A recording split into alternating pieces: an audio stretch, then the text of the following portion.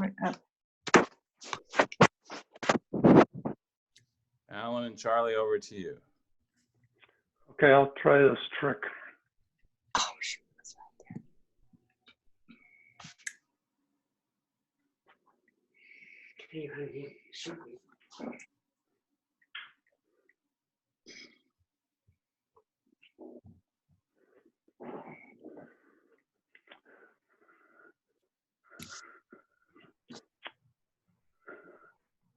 Okay, Michael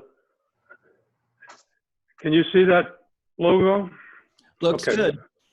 Okay, and just single screen logo. Just single screen. Okay, we're going to talk about Admiral Rickover, and we ascribe a lot of things to Admiral Rickover. And actually, Bruce Smith in Hawaii who pointed out to me that I guess Admiral Bowman had specifically talked to this issue in a submarine birthday ball in 1998. That submariners have been doing this kind of disciplined, repetitive training, drilling, education since World War II, when their life really did depend on it. And as I went through the Rickover pipeline and experience, I came to realize that he was really teaching us not only how to take care of the reactor properly, but how to fight the ship. How do you react when you're tired, scared, off balance, which he always made us feel like we were. And he was trying to go one step further, that you got to think about the fact that in wartime, you've got to be ready. So this is what Bowman said in 1998. Our reliance on rigid qualification and continuing training courses comes from our World War II legacy, not just from Admiral Rickover. We ascribe so much to Rickover and his henchmen that really was in the gene pool long before that. So we're going to talk about Rickover. I perhaps had everybody had a unique experience with him, but there's some interesting things that may come out. A kindly old gentleman, as we call them. Here's some pictures. You recognize him, certainly. We saw him on the cover of Time when Nautilus was first making history. He's not often photographed, but that lower left picture, you can see Admiral Thunman. It was a prototype picture, I think, in Idaho, but the tall guy on the left is Nils Thunman. Here, Rickovers with Teller, the father of the hydrogen bomb. Rickover had the ability to invite and cajole people across the spectrum, which gave him terrific leverage, particularly in the financial world. The Carters and the Rickovers, I don't know, but the two people that Rickover picked first for their officer program was Jimmy Carter and Nick Nicholson. Nicholson was CO Skate, and he retired as a vice admiral, as a chief of nav mat. But those two guys were the first two guys picked by Rickover. Lots of books written about him. How do you explain him? To try and get some of those words down, he's obviously hyperactive, he was political, he was blunt, confrontational, insulting, flamboyant, and he was an unexcelled workaholic. He was always terribly demanding of others, without regard to rank or position, as well as himself. He had little tolerance for mediocrity and none for stupidity. He hated bureaucracy, and if a person was dumb, Rickover thought he ought to be dead. Some of these sayings, there's lots of them, but I particularly like this one in the middle, that if you're going to sin against God, not bureaucracy. God will forgive you, but bureaucracy won't. And he often said this: good ideas are not adopted automatically. They've got to be driven by courageous impatience. And how true that is. And in the lower left, one of us who all went through his pipeline, in this school, the smartest work as hard as those who must struggle to pass. And we all saw that with our classmates as we stumbled through the pipeline. Here's Rickover with Waldo, Lyon, and on Nautilus as she came into New York. It was Waldo Lyon, a San Diego guy, and until his health just wouldn't let him, he went on every under ice trip one of our submarines made. And Nicholson will talk to you about Waldo Lyon sitting cross-legged in front of the Mark 19 gyro, trying to figure out where the hell they were and where you're going in the right direction. Rickover, already at odds with the establishment. This is a famous picture which came from the 1922 Lucky Bag, which I have a copy of here. Am I upside down? No. That's 1922. This fellow has some facial features like Rickover, but it's not Rickover. It's a midshipman by the name of Weber.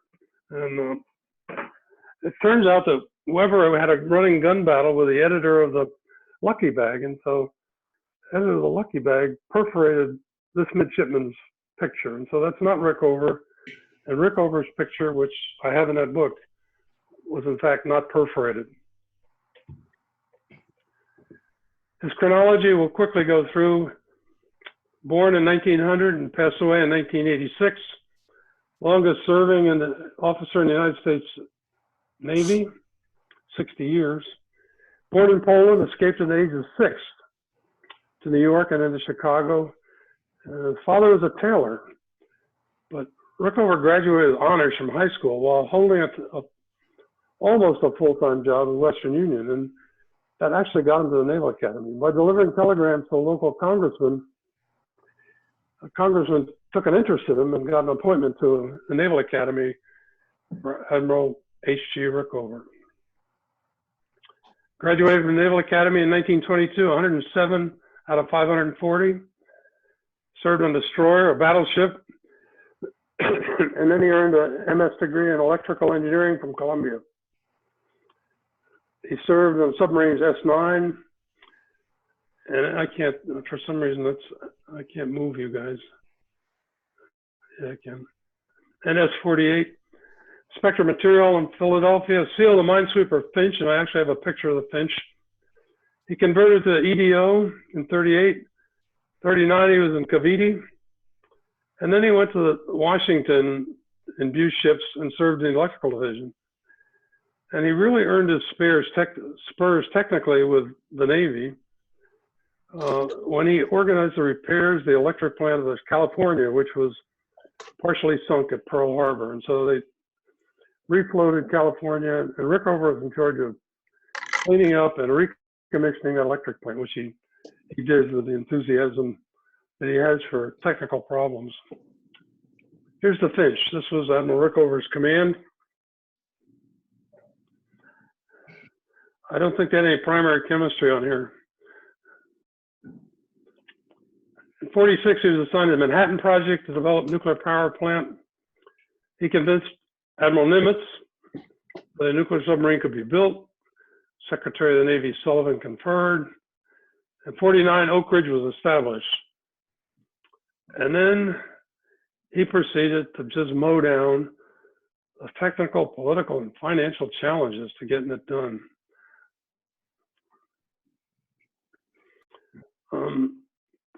When I look at what he did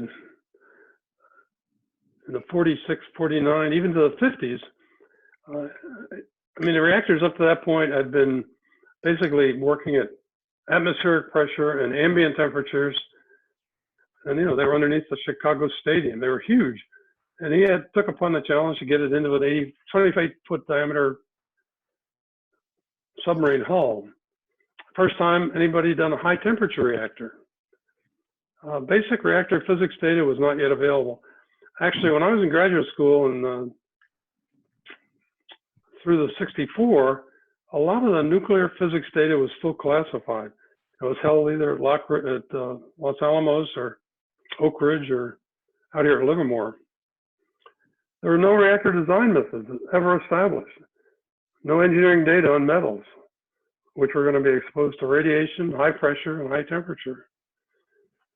No nuclear reactor had ever produced steam. And no steam plant had ever been used in the wildly different pressures and sea temperatures we were going to encounter. Exotic materials, hafnium and zirconium, HY80. when this started, hafnium and zirconium were laboratory samples, but he figured out how to mine them, how to smelt them, how to machine them, how to make them into parts that were really significant in the control of our reactors. The whole business of welding HY80 after shaping it into 32-foot diameter sections, and he drove all of that. The Rickover Reign, as it's called, in the 60s and 70s, massive shipbuilding program. And he continued to stress technical superiority and standardization. I still think if we'd done standardization with our civilian power programs, we'd be there. As the French did. The French said, okay, we're going to build a small reactor, a medium reactor, and a big reactor. And the whole system is going to be identical. We're going to study the hell out of them, make sure they're safe, and then roll the crank. Whereas in the U.S., we had how many secondary plant designers, 4 reactor designers, 6 architectural engineers designing the containment. So everyone was different, and the review process just killed us. During the 60s and 70s, Russian were very active and aggressive. We all went through the loss of Thresher and Scorpion, and how the submarine force reacted to that, benefited all of us. Submarines did become the capital ship of the Navy, and careers flourished or floundered on Rickover's call. But its dedication and attention to detail just continued to amaze all of us. The final years, there were many factors. Did not end well. Culminating in the electric boat flap, the Navy found a faulty wells, and I don't know which hull it was, but EB sued to pass all those repair costs for the faulty wells to the Navy. And Rickover said, hell no, you guys screwed it up. We're not paying for it. So then EB brought up, general manager brought up the fact that all the shipyard people were giving Rickover gifts. Well, I don't know, if you've been a new construction submarine, the biggest gift I ever saw Rickover get was an electric toothbrush.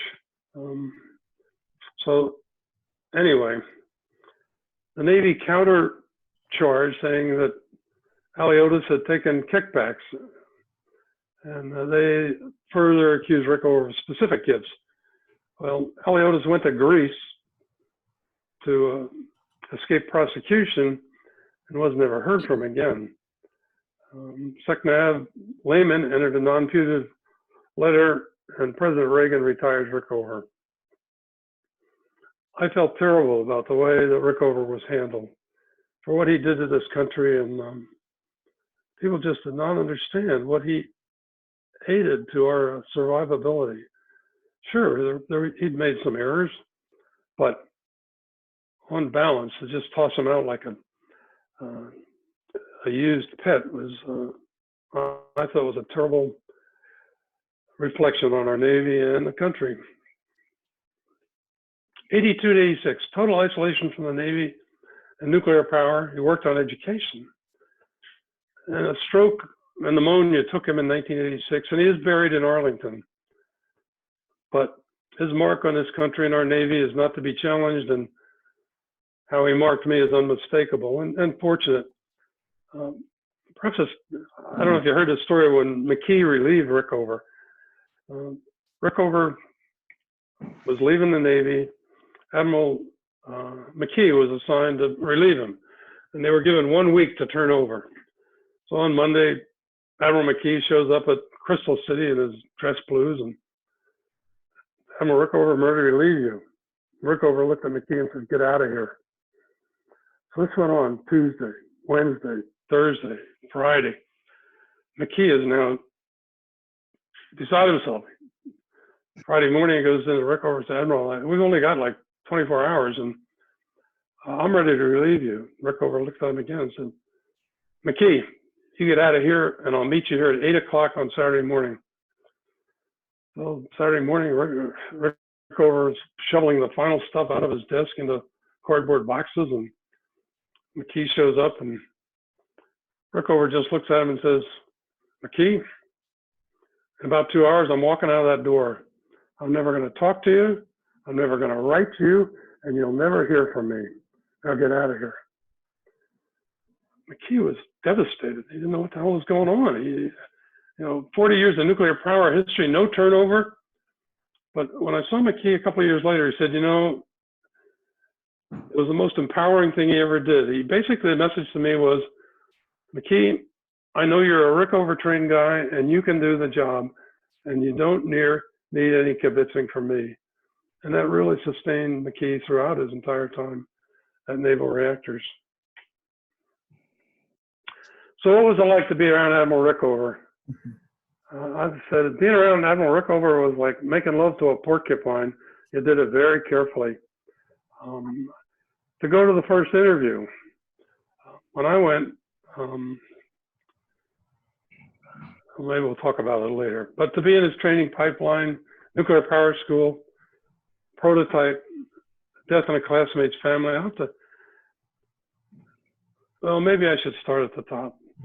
The first interview, I was finishing my thesis defense at Cornell. The subject was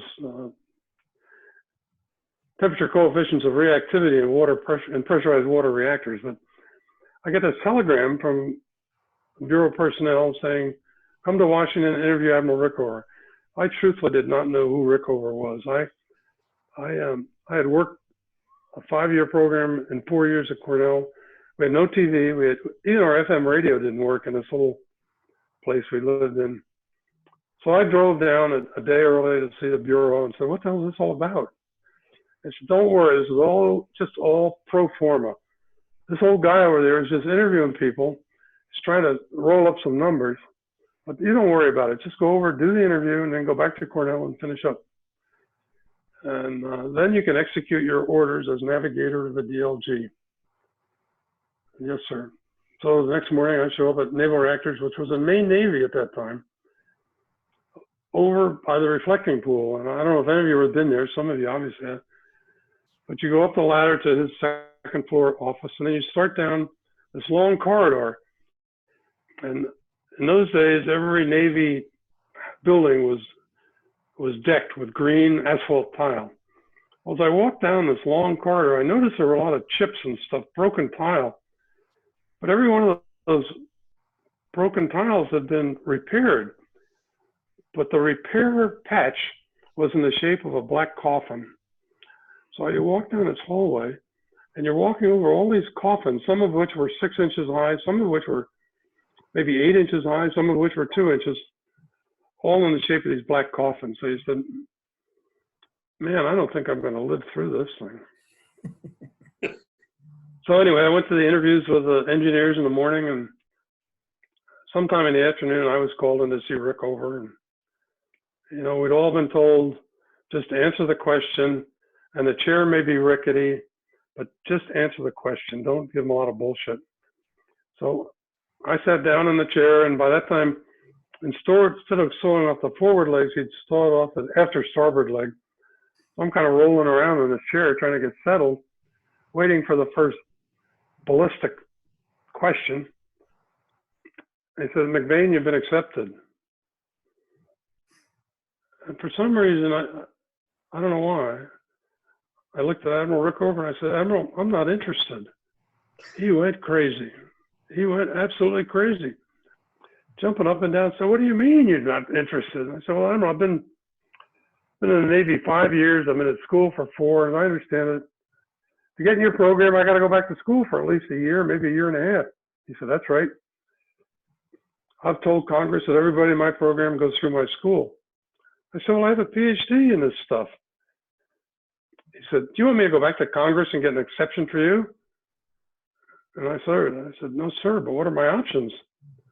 He looked at me and said, none. So then I swore at him. I said, well, then, God damn it, Admiral, I'm a volunteer. So he threw me out of the office. But by the time I got to the other end of the passage, I had orders to nuclear power school. So obviously the training pipeline, I think we also, like if we all learned at the same rate that we did at nuclear power school, we'd all be Nobel laureates. I mean, it was just ferocious the way information was pushed into us. Not pleasantly, but pushed into us. Then we went to Nuclear Power Training Unit. I went to Windsor, the first day of schoolhouse at Windsor Locks. Jerry Holland was the CO. He assembled all the students and he started handing out these coffee cups. Oh, here's my coffee cup. This was given to me by Jerry Holland in 1965. And it's got my name engraved on the back of it, Lieutenant C.R. MacVean. Holland said, you know, this is a gift from Admiral Rickover, but it's not a term of endearment. He's going to work your ass so hard and you're going to be so tired. He doesn't want you getting sick from somebody else's germs off their coffee cup. So here's your coffee cup. Use it and don't use anybody else's. So I thought, boy, this is an interesting approach to life. So went through the prototype and I passed my cross crew and I was coming back for some reason for my shift. And one of my classmates, who I knew was on a different shift, was coming to the building too. I said, what's going on? He said, well, you know, he said, I flunked my cross crew last night. And I went home this morning and I told my wife that we were going to stay an extra 2 weeks. And she said, well, I got a bigger problem. He said, your mother died this morning. So this guy's coming back to request emergency leave from the prototype. And I said, I'll go with you.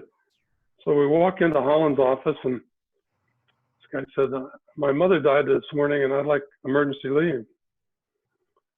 Holland looked up at him and said, you can't leave this prototype until you've passed your cross crew. I said, what?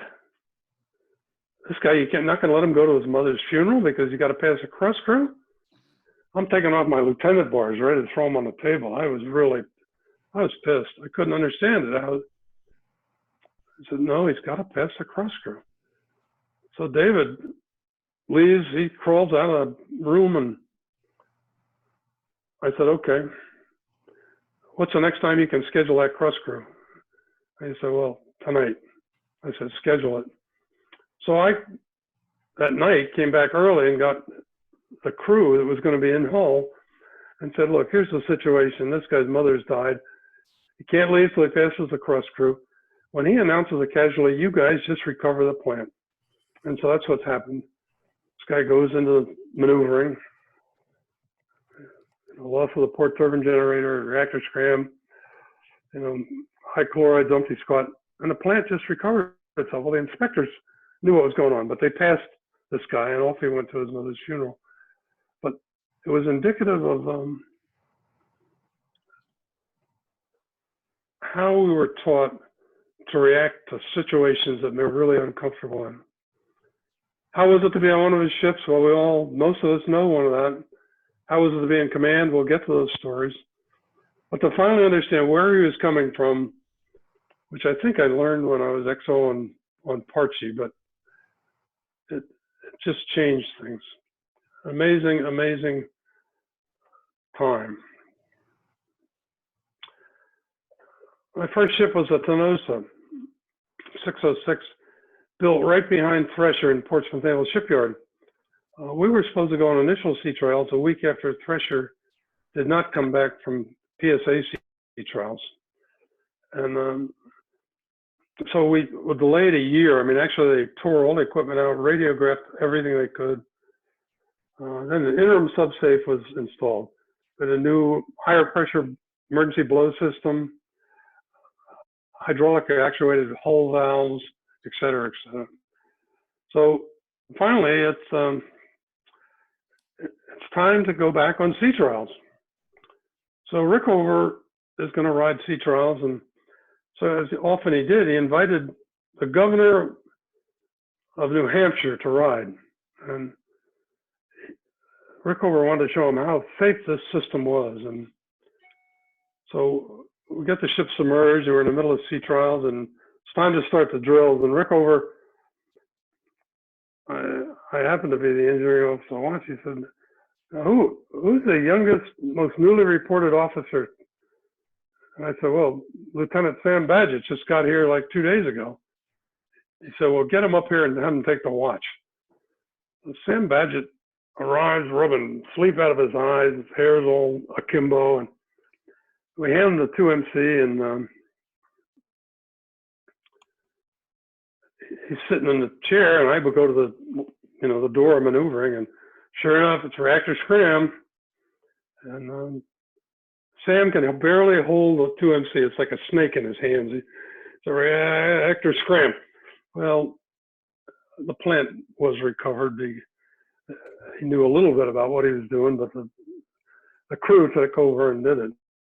And Rickover just turned to the governor and said, see how easy he is? Here's the newest guy on board, and he can handle these casualties. Sam Badgett left quickly to change his underwear, and we proceeded on with the sea trials. In those days, we had reactor safeguards examinations before ORSAs. ORSAs weren't existed yet. So Naval Reactors would send a team to ask mostly theoretical stuff. And we went through that, and during my interview, the engineer, or actually manager of some section from NR, asked, now what's the real reason that we have a negative temperature coefficient of reactivity in this reactor? And it wasn't fair, but I just said, well, it's obvious due to gamma heating in the second pass. So what the hell are you talking about? So I then went on to explain the physics of where the gamma radiation was slowing down in the second pass and really did change the density of the water enough to give us a negative temperature coefficient. Well, it turns out he was so, I guess, blown away by the answer that after I left, he went and he called Rickover. So I don't know who the hell this guy MacVean is, but he knows a lot about a reactor. And I came up again with Rickover later on. Fast gram recovery post-thresher was practiced at Idaho, but the first one was done that I know of was done on TINOSA in Portsmouth. And so our reactor plant was fully instrumented. We had a bunch of funny looking guys from Bettis and NR all over the ship, and just the number came up. I happened to be the engineer officer watch, and so we did a whole bunch of fast gram recoveries, various startup rates, and finally settled on the one that is in practice today. It was interesting to see the engineers deal with that. I want to talk about the airplane caper, which didn't happen to me, but it's a story about a SSNCO in New London that on a Saturday morning, he was a private pilot, and he was off flying around some plane that he'd rented from the club. And the phone rings and the XO on the ship, and the XO picks it up and said, yes, sir, this is Lieutenant Commander so-and-so. I'm the executive officer. How can I help? It's Rickover. Rickover said, I want to talk to the captain. The XO said, oh, I'm sorry, he's not on the ship, but I'm sure I can answer anything you need. Rickover said, God damn it, I want to talk to the captain. Where is he? And so the XO, there was no sense beating around the bush, said, he's up flying. He's what? I just spent $500,000 training that son of a bitch. Get him down here and I want to talk to him. So XO calls tower. It was a little airport, Groton Long Point. They call the captain. The captain lands the plane, and the captain calls the XO and says, what's going on? Says, Admiral Rickover wants to talk to you, and here's the phone number. So the poor CO goes out to the phone booth and sticks a bunch of change into slots and gets on the phone with Rickover. And Rickover, I don't know what, it was just reading him up and down, and the captain described it. He said, he could have held the phone 10 feet away and he could hear Rickover screaming out. I don't know whether it was about a strike over on a log but nothing really big. But this phone conversation goes on, and Rickover is just chewing the captain up and down. Finally, the operator breaks in and said, I'm sorry, sir, your 3 minutes is up. You have to put some more money in the box. Rickover screaming at the captain said, you son of a bitch, put some more money in there. I'm not through with you yet. And so this poor captain very gingerly puts more quarters in a slot to continue his chewing out by Rickover. So we all got pieces of that. very unpredictable. I got detached from TINOSA with orders to go to Navigator at George Washington. And I'd been an MPA on TINOSA, then I became Navigator. And so I was too old to take the engineering exam, I thought. But I'm at home about a week later, and the XO on TINOSA, where I just left, calls and said, Charlie, I'm sorry to tell you, you got to take the engineer's exam. I said, what do you mean? I haven't been near the engineering plant except for proficiency for the last 3 months. He said, no, you got to take it. I said, I can't take it. Most guys study for 6 months. That's a death wish. I said, if I flunk it, I'm out of the business. He said, I'll see what I can do. He calls me back in an hour. And I said, well, I found out what the problem was. He said, when you first reported, the then captain of TINOSA put in one of his letters to Rickover that you're a candidate to be an engineer. And so Rickover is holding the ship's feet to the fire on that. I said, well, okay, I can't take it tomorrow. What am I going to do? He said, I got you a week's relief. You have to go there a week from Monday. So I ran down to lower base, found a S5W reactor plant manual somewhere, studied for a week, left my family to drive down to Washington en route to Dam Neck. And I did pass the exam. But then I went to Dam Neck and I arrived there and they said, wait, you missed the first week of quizzes here. I said, well, that's not my fault. Rickover ordered me to take this exam. I'm sorry I'm late, but I was under orders. So Dam Neck said, I'm sorry. We're giving you zeros for all the quizzes in the first week. I said, well, then stand by, because I'm going to wind up working my buns off and I'm going to finish first in this class, which I did, but I've never forgotten that issue of Rickover just doesn't give you any slack at all. George Washington, Holylock, Scotland. I had never been an engineer, but we arrived in Holylock and I'm worried about my 3 sins and type 11 periscope. And about 3 days into it, the engineer reports that we've got a leak in a primary valve pipe. And so we need some stainless steel piping to repair it because they didn't have any on the tender. So the requisition went in, and you talk about Polaris priority. I had to watch the next day, and phone rings, and I was a forward duty officer. And there's this Air Force captain on the phone. He said, I'm in McGuire Air Force Base, and I've got this stainless steel pipe for you, but it won't fit in my F-16. I said, what do you mean? He said, oh, I've got 16 feet of level 1 piping. I said, we need 16 inches. Get a hacksaw and cut that thing down so it'll fit in your cockpit. Well, that's what he did. And flew his F-16 across the Atlantic to get us our pipe within days. I then had the dubious distinction of being involved with the flunking of 4 reactor exams, ORSs. We were the first SSBN to have an ORS in Holylock. And the first one was a disaster. And so we flunked it. I'm still worried about my sins in type 11. The second wasn't much better. So actually the squadron commander called me and said, look, you're an engineer. I want you to take over the training of that engineering crew. Go back and tell me what the hell's going on in that engineering plant. Ralph West was a Squadron 14 engineer at the time. We spent a lot of time together. So I got the engineer. I said, okay, let's go back there and look at the spaces. I hadn't even been back there. We get in the tunnel, and all the drip trays are full of water. I said, engineer, what the hell is this? What's the water? He said, oh, the captain likes it that way. It keeps the dust down. I said, that crap is radioactive. Get rid of it. Get rid of it properly.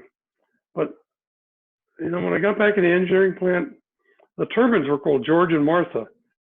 It was warm up George, warm up Martha. Martha's ready for loading.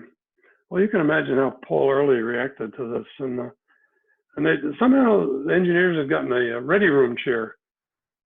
And it was mounted between the main turbines. And that That's where the MWS sat during his watch. He just sat up there like a throne. So finally, we're ready for the fourth Orse. The third we never really had, because we're going down to Clyde, and the examining team goes back to get ready, and they look up and the ship had been reported rigged for dive, but nobody shut the lower engine room hatch. So Early came right back to the captain and said, "Take me back to, I'm not going to submerge on this ship." So the fourth Orse flunk was based on an open lower hatch. But the ship was not run properly. So for the fourth, Rickover came over.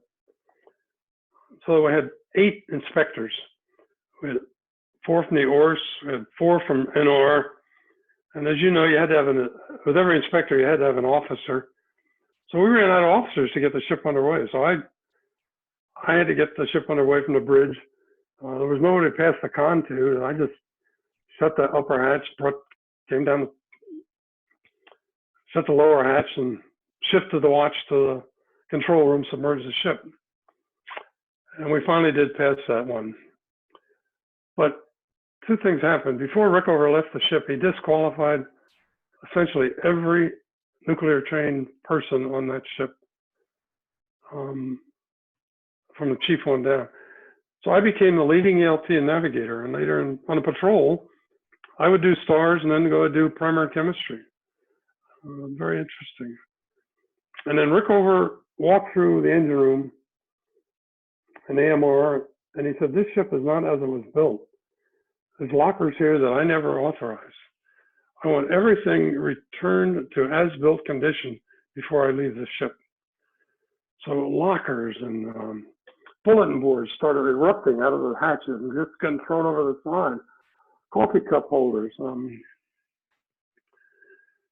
in about 4 hours, the ship was stripped to the point that it was back to as-built.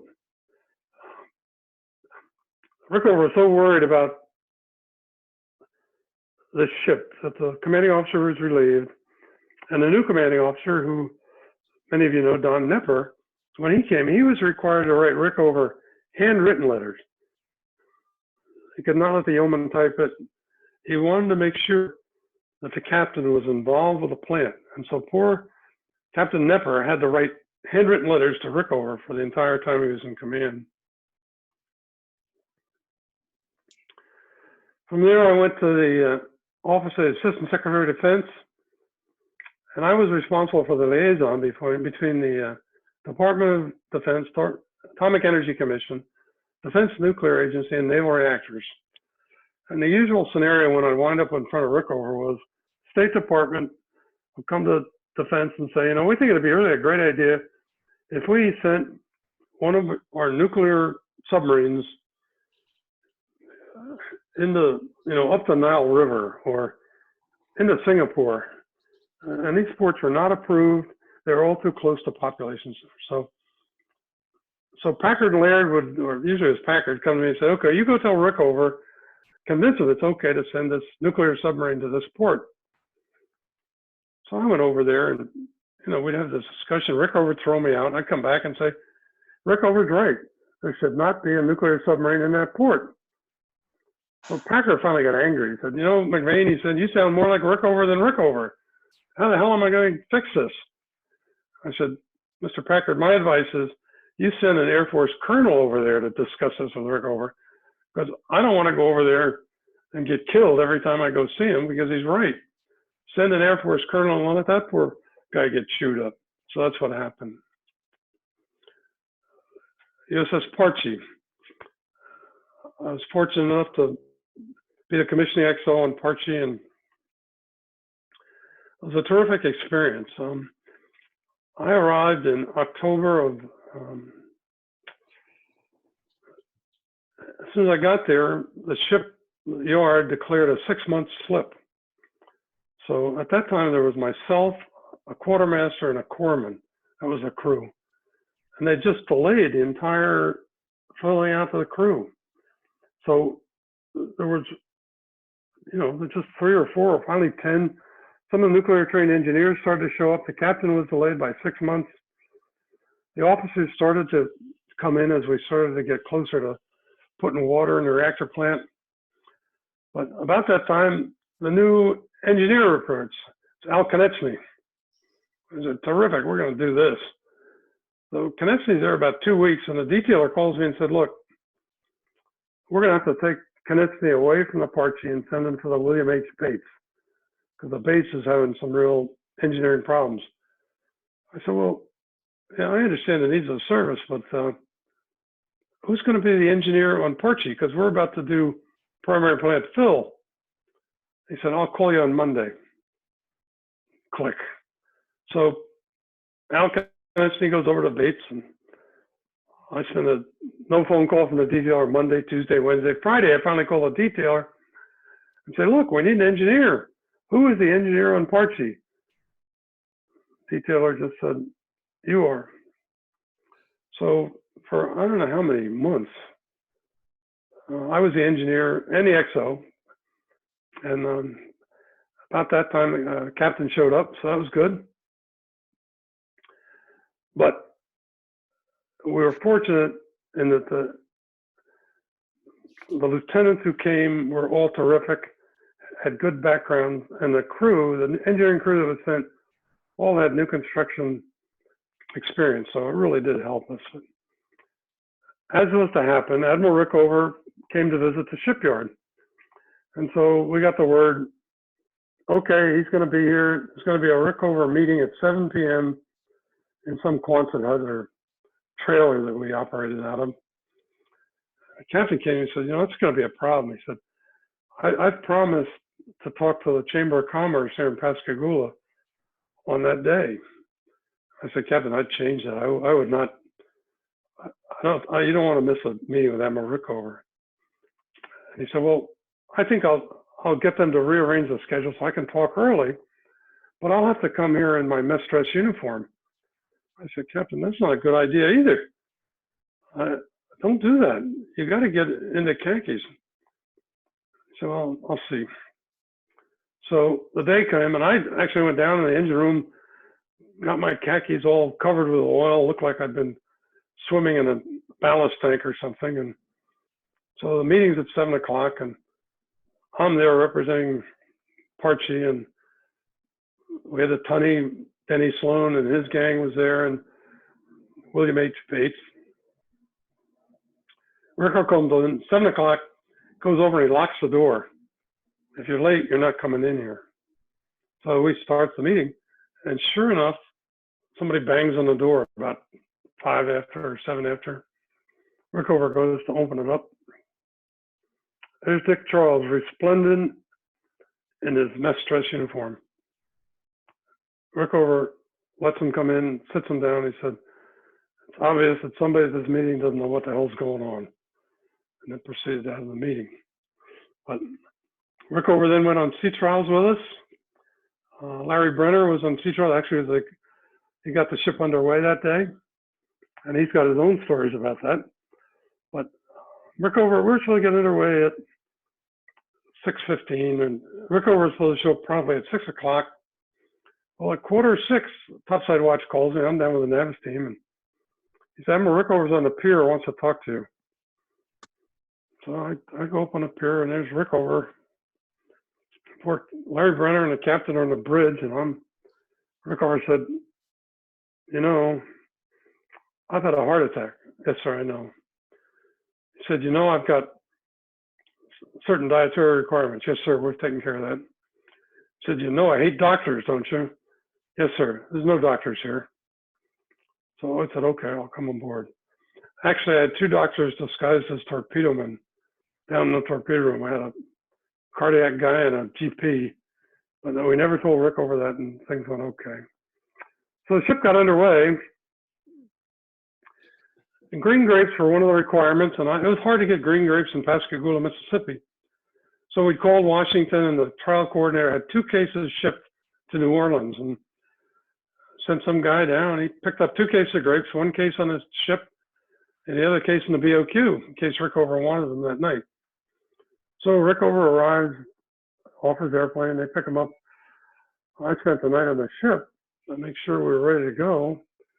Rickover's in a VOQ. And anyway, as I said, he arrives and we get underway. And soon after, we're not a half an hour underway, still in the channel. Zoom meeting. And the supply officer stands by my side, a navigator, me, and supply officer. So what's up, Chop? He said, we got a problem. I said, what do you mean you got a problem? He said, we're underway, everything's going good. He said, no, he said, we don't have any green grapes on board. I said, what? What happened to the grapes we had on here? He said, I don't know, but we don't have any grapes on board. So we just gone above my pay grade. So I climbed to the bridge, tell the captain, well, we don't have any green grapes. It's the first time I've ever seen an officer's jugular vein flapping above his khakis. Dick Charles was, he said, relieve me, I'm going below. Still in the middle of the channel. I had never been on the bridge of that ship except when we got launched. So off we go. He goes, excuse me, he goes down below, comes back in a half an hour. He says, I relieve you. So I go down below and what the hell's going on? So I go looking for the supply officer to find out what's going on. I walk the entire ship, can't find him, finally find him in the little puka forward of the cruise mess on the long haul 637, which is where the corpsman office is. And I go in there and I could see Ed's shoulders, supply officer. He's facing outboard. I said, okay, Chop, what's going on? And he turns around and he's all bloody. His hands are just bleeding. They're all lacerated. And I figured he's committing suicide. I said, what is he doing? So the captain told me that if I don't have grapes on board, I better start making them. So here he's trying to make little balls out of peaches and apple core. So he's got this bowl of bloody fruit in little balls to simulate grapes. And I said, God damn it, just give me the bowl of fruit untouched. So I took that, went up and knocked on the Rickover, my stateroom, handed the bowl of fruit to Rickover and said, Admiral, here's the fruit you asked for. He didn't say a word, just took the fruit and never heard another word about the lack of grapes. But that poor supply officer was ready to do himself in. It was amazing. When Rickover got ready to leave after the drills, the tug came alongside and we're ready to let him go ashore. So I went to the stateroom, knocked on my door and said, Admiral, the tug is ready to take you ashore. And your letters are already in their waterproof box and there's on the tug. Is there anything I can send you? I know and sometimes you've asked for things that he sent from the ship. Admiral Rickover looked at me and said, no, I don't want anything. So he stepped past me into the passageway and then he said, oh, wait a minute. He said, just send me the stuff that's in that locker. It's a locker just to the left of the mirror. I said, yes, sir, I'll do that. So took Rick over to the ladder, ushered him up the ladder, and sea trials continued. So later that day, I went to back to my stateroom and I said, well, I better see what he wants. So I unlatched that locker and it exploded open. He had taken everything in my stateroom and stuffed it in one locker. His uniforms, papers, pencils, paper, foul weather gear, everything that was in my locker room, somehow he had managed to stuff into that one locker that became a missile hazard, actually. But we shipped him that stuff and never really heard about it again. Then I got orders to SEAWOLF, and that was a surprise. We were coming into Fort Lauderdale on PARCHE, and I saw the radio man on the side of my eye go by and go to the bridge, which unusually, he would usually show it to me, message board. Pretty soon he comes back down the ladder and goes back to radio, and the captain's on the 1MC, and the captain said, so I'm pleased to announce that the exec has received orders. He's going to go to command the USS SEAWOLF, SSN 575. Well, you could see the horror in the eyeballs in the control room. So, you know, what the hell is that all about? To go from the newest hot running SSN in the fleet to the oldest one, because Nautilus has already been earmarked for decommissioning. So I was worried about that. I mean, how, but when we got back to Charleston, Commodore called me and I went up to see him. It was Alba Choco. And he just kind of patted me on the shoulder and said, it's going to be okay. Everything's going to be okay. Don't worry about it. So off I went to NR for 3 months in Admiral Rickover's office. It was obviously grueling 3 months, all things imaginable, off balance all the time, many quids. But the first day, we learned about Admiral Rickover's format for beard management. John Asher was my roommate, and he came with a very full, dark beard. Captain Hank Hukel came in to see us and said, Asher, we don't wear beards. Get rid of that beard. Asher didn't say anything. Next day he comes, got the beard. Now he got Bill Wagner, Rickover's deputy, comes and said, Asher, get rid of that beard. We don't wear beards. And if you don't get rid of it, you're going to see Rickover tomorrow. Day 3, Asher comes in with a beard. Wagner comes and gets him and takes him down to Rickover's office. And as John explained this, he stood in front of Rickover and Rickover said, Asher, pretty simple, you have a decision to make, a choice to make. Said, you can either command one of my nuclear submarines or wear that beard. You have 15 seconds to make that decision. John looked at him and said, I think I'd like to command one of your submarines. Rickover said, good answer. Reached in his lower drawer and brought out a straight razor and a can of rye. He said, my head is over there. Get rid of that beard. Well, can you imagine taking a full beard off with a straight razor? Asher came back to the classroom literally bleeding. He had puffs of that beard still there, but he'd slashed himself a couple of places. He was bleeding. He still got the can of rye and the straight razor. But we learned that there are certain rules around Rickover that were just inviolate. He taught you to think on your feet. He taught you to safety, safety, safety. And it was just an amazing experience for me. So we studied everything that had ever gone wrong in the nuclear power plants. But at the end of the first week, we had a chemistry quiz in the morning, and Friday afternoon, I looked up and there's Rickover standing right in front of me. My cube mate for studying was Bill Ramsey, who was a PCO Eisenhower. And Rickover looked at me and said, MacVean, you didn't do very well in that chemistry quiz this morning. No, sir. Why not? I said, I guess I didn't study hard enough. He said, no, it's because you're dumb. He said, I think you're so dumb that if you had a flat tire, you would just let the air out of the other 3 tires to level the ride. He walked out. And I'm thinking, what is this? You know, your pinnacle career, you're told you're dumber than a rock. But he was right back in the room pretty quickly on Ramsey. And he said, Ramsey, I don't care if you have an aircraft crashing on your deck every 30 seconds. I want you down there checking a trip point and calibration tests all the time. So he and his team just harp on the question of attention to detail, to be in the engineering spaces, and they related the story of recent SEAL firings who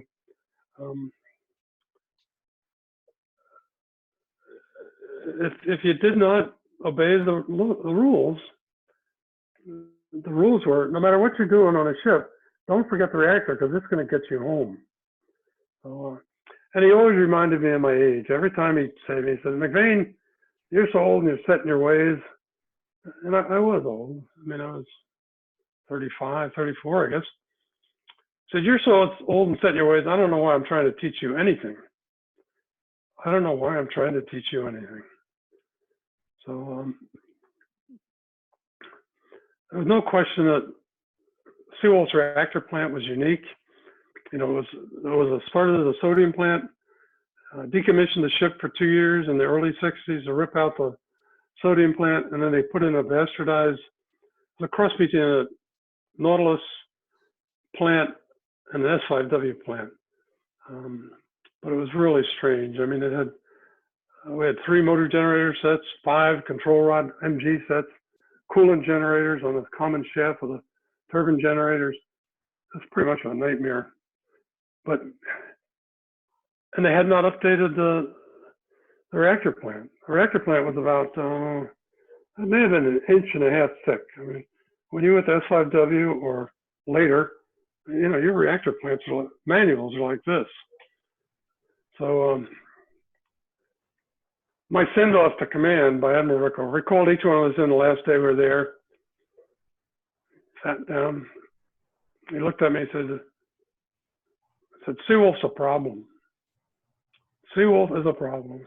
And you're going to have lots of problems, but I'm not going to judge you by how many problems you have, but by how you handle them.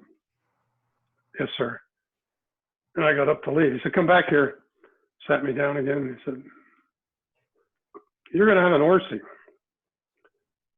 You're going to have an ORSI in about 3 months. He said, depending on how you do in that ORSI, you're going to call me, and we're going to decide whether to refuel the ship or decommission it. Good Lord, I thought. So I got up to leave again. Called me back. He said, look, I know you're going to have problems, but if you have a problem with the reactor plant that you don't tell me about, I'm going to kill you. Yes, sir. So I got up to leave and finally could leave. I don't think he had any more bullets for me that day. So I went to the ship, relieved John Webster, who'd done a terrific job getting it through conversion and really ready to go. But first underway with a few-day training evolution off of San Francisco. And during 5 days at sea, the reactor had scrammed 5 times for no apparent reason. And the reliability was really in question. And so when we came back in, I called the Commodore, said, you know, I'm worried about the reliability of this plant. And the Commodore said, well, you better call Sub-PAC. So I called Sub-PAC. Sub-PAC said, well, you better call Admiral Rickover. So I called Admiral Rickover and I said, Admiral, there's something wrong here. And I described the sequence of events that had happened. And he said, well, do you know how to fix that? And I said, yes, sir, I think I do. He said, okay, you sleep on it. If you think the same way in the morning, you call me. So I called him the next morning. And what was happening was that an extended section of 75 feet on SEAWOLF had been loaded with heavy duty equipment, and it had eaten the design margin on the electric plant. So every time a heavy load was started without telling the electric plant operator, frequency would droop on the buses, and the reactor would scram just as it should. So I went through that with him in the morning, and he said, well, is there something wrong with my reactor plant design? No, sir. Your reactor plant's fine, but some engineers in another part of this building took away the electric plant design margin and probably didn't even let the other engineers know about it. He said, well, how are we going to fix it? So at that time, SEAWOLF had an interlock that on low steam generator water level, it would automatically start a feed pump. And that's what was happening. We'd go from a 1/3 bell to a standard bell. There'd be some shrink, level drop, automatic feed pump start, scram the reactor on low frequency. So I told him, here, we've got to defeat these interlocks, and I think we'll be fine. I said, okay, we'll study that. 2 days later, this guy's down cutting wires. No change in the reactor plant, nothing. He just took care of it. But then, give it a month later, we'd done something wrong. And we've been trying to do verbatim compliance with this RPM that didn't work. And so we had an incident report, wrote the critique, did the critique, wrote the incident report. Rickover's got it. He called me. He goes, what the hell are you doing here? I said, we were trying to follow the reactor plant manual as far as it went. And then we thought we were doing the right thing, and there was nothing in your reactor plant manual that precluded what we were doing. He was quiet, silent. He said, I cannot write a rule that precludes every dumb thing you shouldn't do. He said, you want my reactor plant to specify, do not let an elephant in maneuvering? Use your goddamn sense. Click. So, but I had lots of those discussions with him through SEAWOLF. I got to brief Admiral Rickover a couple of times. After a SEAWOLF mission, you'd go to San Diego, Pearl Harbor, Washington, and then depending on how the story went, you would get elevated to see new people in the Pentagon or other places, and finally, if it was good enough, they'd send you over to see Rickover. So I tell the story about Chuck Larson. The year before I went, this had happened to Larson. He went to brief Admiral Rickover on a halibut trip. And by that time, Rickover's eyesight was failing, and so you couldn't show him view graphs.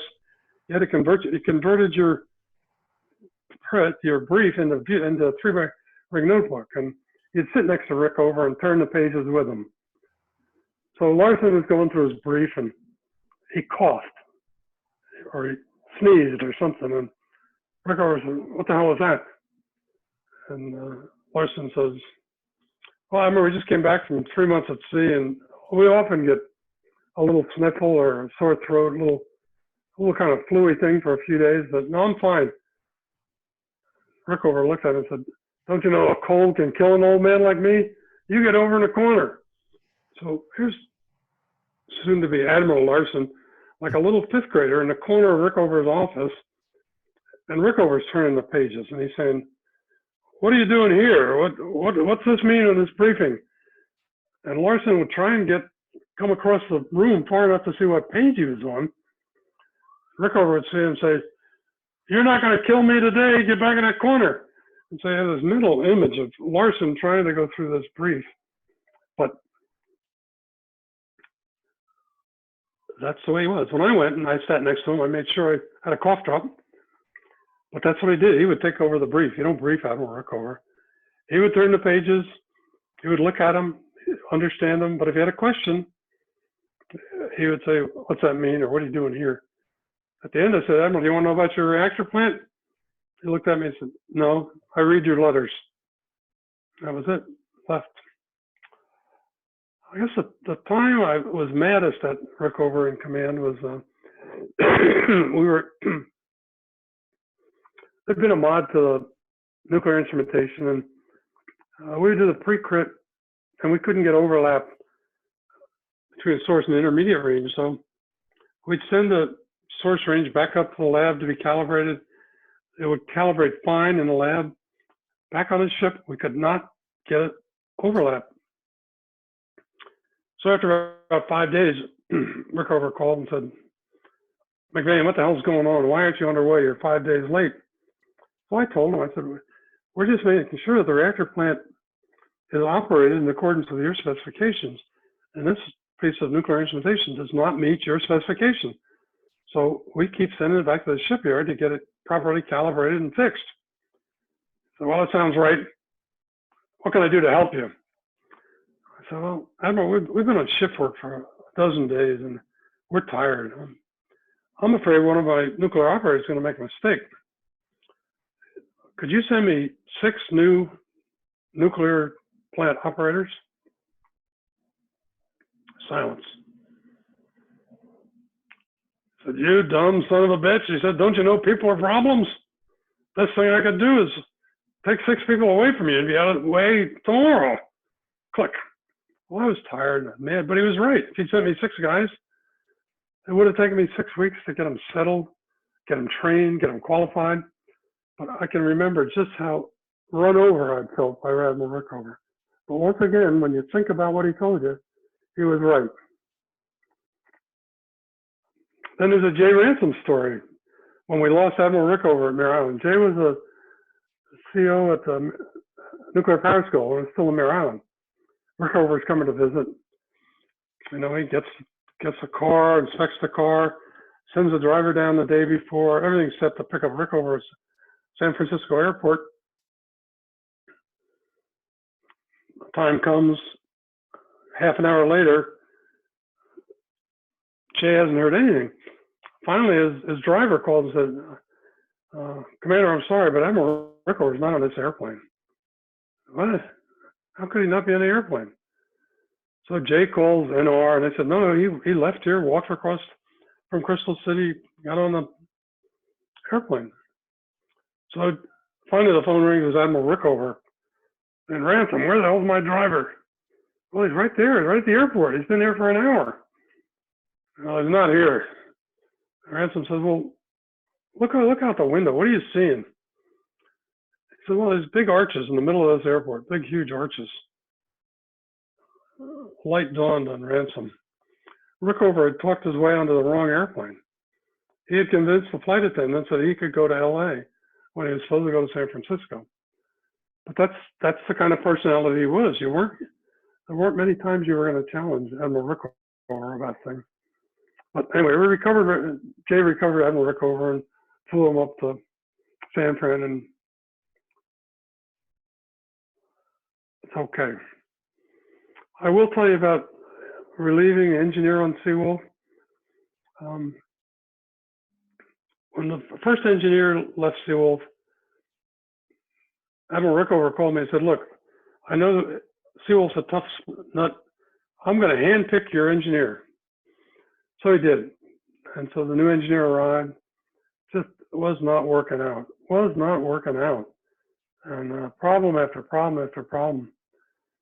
So I called the Commodore and said, I think I've got to relieve the engineer, even though he was handpicked by Rickover.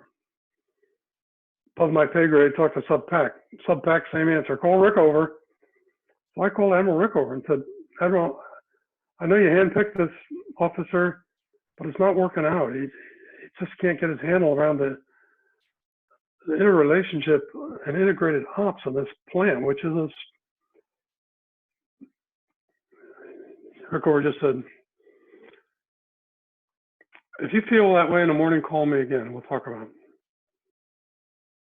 Called him the next morning, went through a few scenarios with him, and Rickover said, okay, I'll send a relief. In 48 hours, we had a new engineer. So Rickover, in many cases, even though he gave you the wire brush a lot of the time,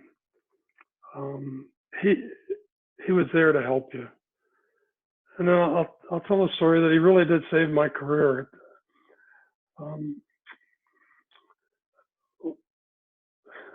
Trip on SEAWOLF, on station, we had a fire in the reactor compartment.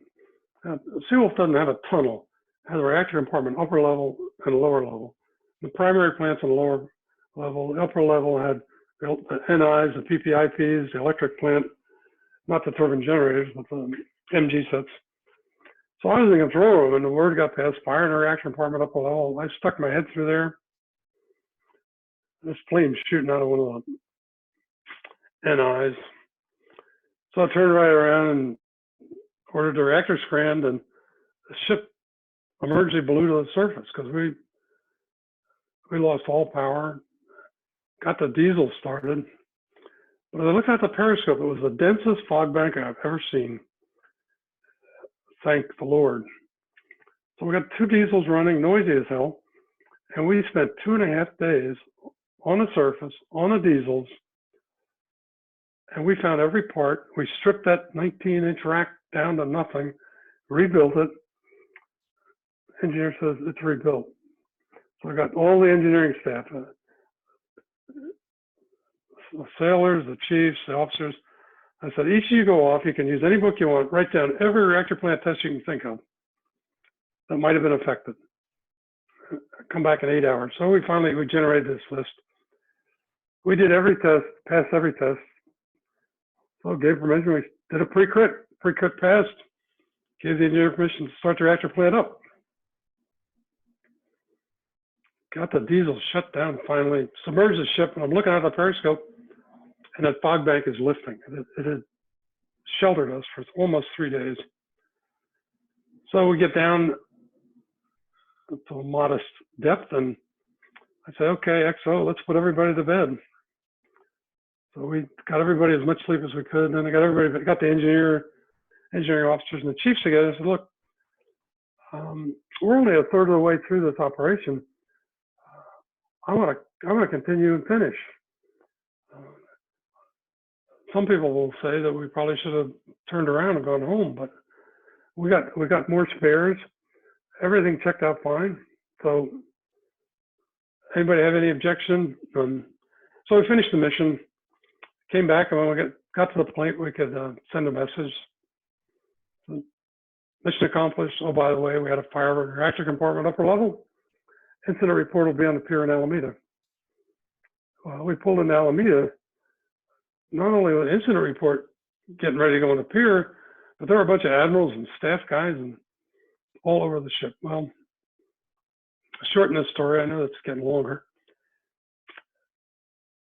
People in Pearl Harbor wanted me to fire. They said, look, bad judgment, you should have turned around and come back and have Mare Island to have them check the quality of your repair. And Sink Pack Fleet concurred. Well, by this time, Rickover's got the incident report, and he hears about this brouhaha.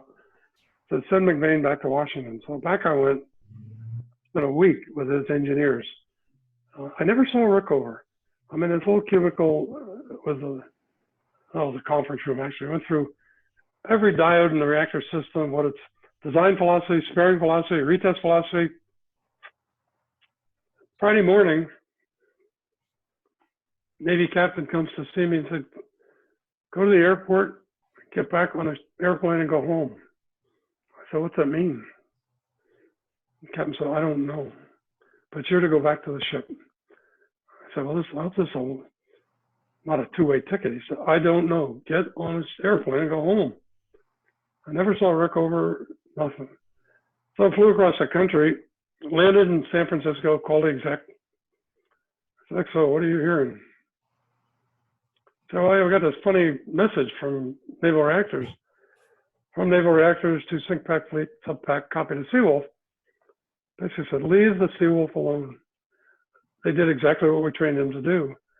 And if you think every reactor plant problem is going to dictate the operational scenario, you guys got it wrong. And so there we were. He could have just as easily said, I agree, not good judgment, goodbye MacVean, but he didn't.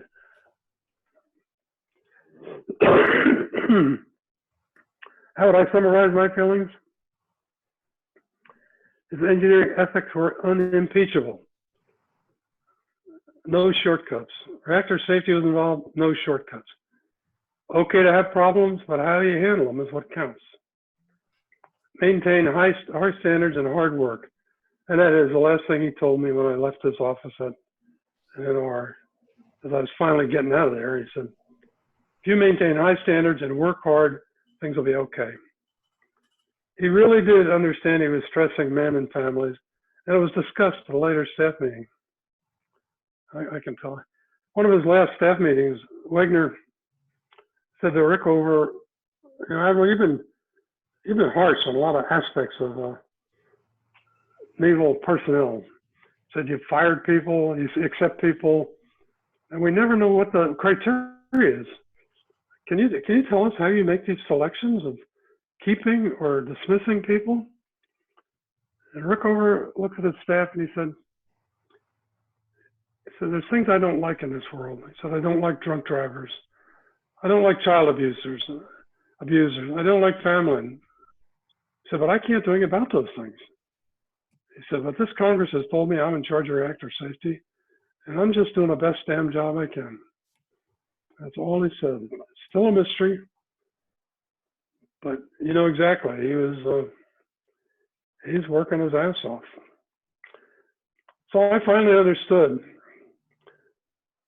and applied not only to the reactor plant, but to the whole ship.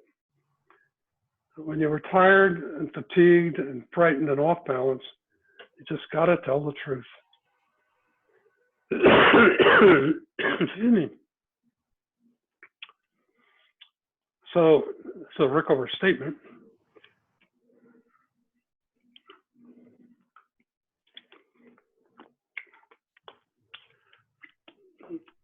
just do the best you can under any circumstances.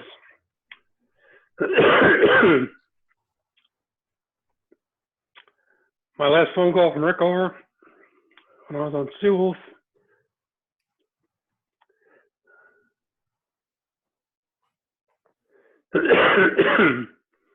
At 5 o'clock in the morning in Vallejo.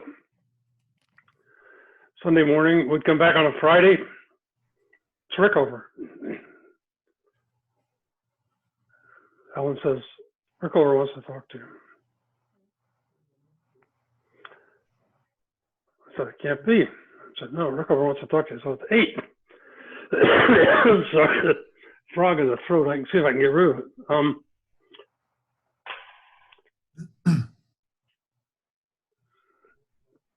I take the phone and Rickover said, what the hell are you doing? I said, Admiral, I'm sleeping next to my wife. He said, well, I don't think you have the safety of your reactor, of my reactor, uppermost in your mind at this very moment. I said, Admiral, I've been sleeping next to your reactor for 3 months. It's shut down, it's cooled down, it's fine. I said, no, I don't think you have the safety of my reactor uppermost in your mind at this very moment. I'm going to call him at your boss and tell him to fire you. Click. So what am I to think? Here I am, first Sunday home with a family in 3 months, and I'm kind of moping around the house, not really geared up.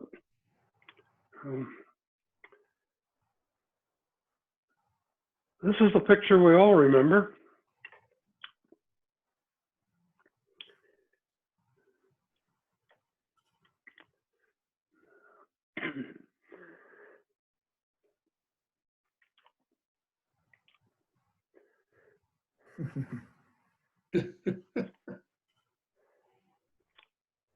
So that's all I have. Happy to do questions.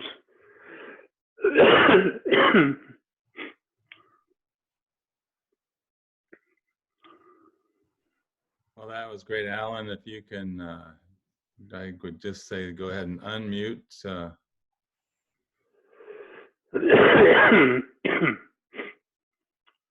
Charlie, take a big swig. Try to get back. Alan, you want to take off the, there you go. Good man.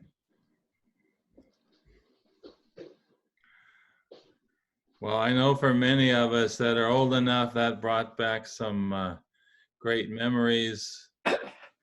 Many of us had our personal encounters with Admiral Rickover. I've said this story for those in Bangor. If you ever go to the Bangor Exchange, the entire front wall where you check out is this big, huge picture of Admiral Rickover. And I swear he's looking at you and you start thinking about all of the, well, you didn't study enough. What about that incident? Every time I go in there, it makes me think back. So it's 1 o'clock now. If anybody has any questions, I see Greg Bajuk's picture there. Did he leave? He must have left. I've got a question. Hey, Charlie, that was a great presentation. I really enjoyed it. But what was the outcome of when Rickover called you at home and said you were fired? Well, yeah, I'll finish the story. So Monday morning, I'm in the engineering.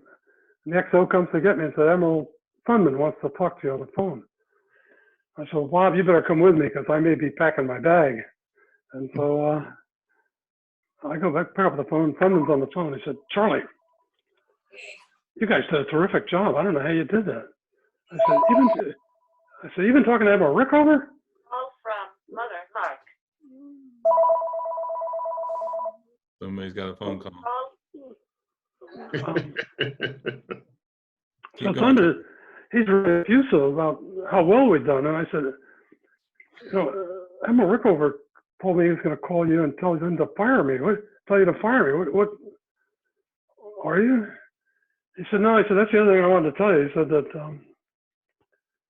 I want to congratulate you and tell you you've been early selected for captain.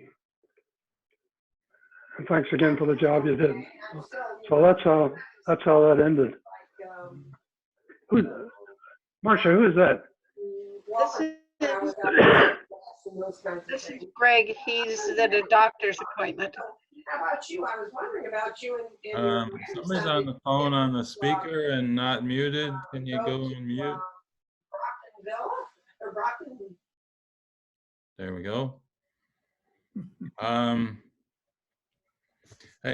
Charlie had brought to mind, I first went to the swordfish, and then later out of vengeance, I decommissioned the swordfish. But I have to laugh at their RPM.